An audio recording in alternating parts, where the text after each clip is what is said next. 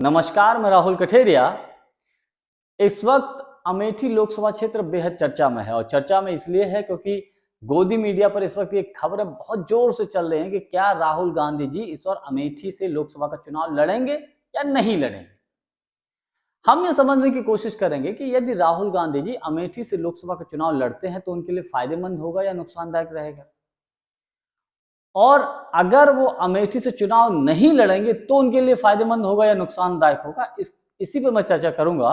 लेकिन उससे पहले चैनल को सब्सक्राइब कर लीजिए और घंटी के बटन को जरूर दबा दीजिए। देखिए, पहले समझने की कोशिश करेंगे कि अगर राहुल गांधी जी अमेठी से लोकसभा का चुनाव लड़ते हैं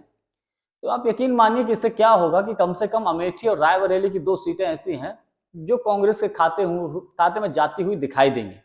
और इससे होगा ये कि पूर्वांचल में इसका असर कई लोकसभा की सीटों पर देखने को भी मिलेगा। कांग्रेस कार्यकर्ताओं में एक जोश आएगा। अब हम ये समझने की कोशिश करेंगे कि अगर चुनाव लड़ते हैं अमेठी से तब तो ये हाल है, और अगर अमेठी से चुनाव नहीं लड़ते हैं तो क्या होगा। तो इसका असर ये होगा, देखिए, अगर राहुल गांधी जी अमेठी से चुनाव नहीं लड़ते हैं तो उनको पूरा मौका मिलेगा पूरे देश में भारतीय जनता पार्टी के खिलाफ, प्रधानमंत्री मोदी जी की गलत नीतियों के खिलाफ चुनाव प्रचार करने का। देश में अकेले और इकलौते ऐसे नेता हैं राहुल गांधी जी जो प्रधानमंत्री मोदी जी या भारतीय जनता पार्टी की नीतियों के खिलाफ धुआंधार तरीके से प्रचार प्रसार कर रहे हैं, और अकेले इकलौते ऐसे नेता हैं जो मोदी जी की नाक में दम किए हुए हैं, जनता से जुड़े हुए मुद्दों को उठा रहे हैं, और कांग्रेस पार्टी का जो मैनिफेस्टो है, कांग्रेस की जो नीतियां हैं, उनका प्रचार प्रसार कर रहे हैं। और पूरे देश में राहुल गांधी जी की डिमांड है कांग्रेस के पक्ष में चुनाव प्रचार करने के लिए, कांग्रेस के पक्ष में माहौल बनाने के लिए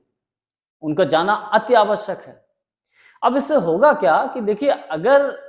अमेठी से चुनाव लड़ जाते हैं तो बहुत हद तक आप ये मानिए कि जो चुनाव प्रचार देश के अन्य हिस्सों में करना उनको चाहिए तो उस पर अंकुश लग जाएगा, क्योंकि वो उतना चुनाव प्रचार नहीं कर पाएंगे, फिर अमेठी को भी समय देना पड़ेगा।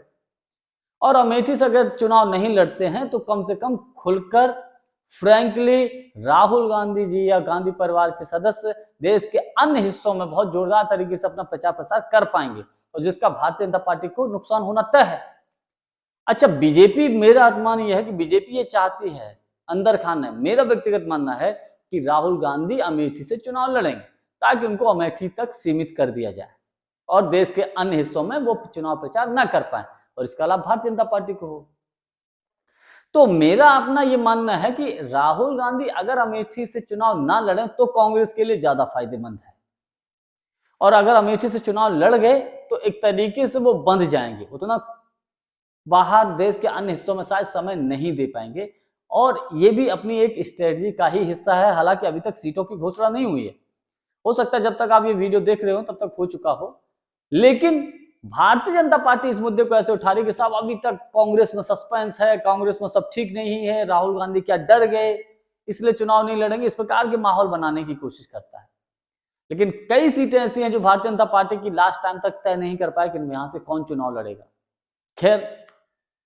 अब अमेठी रायबरेली से कौन लड़ेगा कौन नहीं लड़ेगा, अनुमान ये है कि आज रात में ये तय हो जाए। आज के लिए बस इतना ही। बहुत बहुत धन्यवाद। नमस्कार।